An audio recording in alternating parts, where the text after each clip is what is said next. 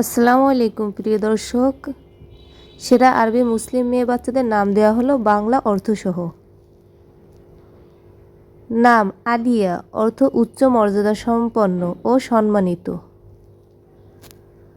নাম ফাতিমা, অর্থ পবিত্র ও নিষ্পাপ। প্রিয় নবী সাল্লাল্লাহু আলাইহি সাল্লামের কন্যা ফাতেমা বিনতে মুহাম্মদ এর নাম। নাম মারিয়াম, অর্থ পবিত্র ও ধার্মিক নারী। কুরআনে উল্লেখিত মহান নারী মারিয়াম এর নাম। নাম আয়েশা, অর্থ জীবন ও সমৃদ্ধি। নবী সাল্লাল্লাহু আলাইহি সাল্লামের স্ত্রী আয়েশা বিনতে আবি বকর এর নাম। নাম আমিনা, অর্থ বিশ্বস্ত ও নিরাপদ।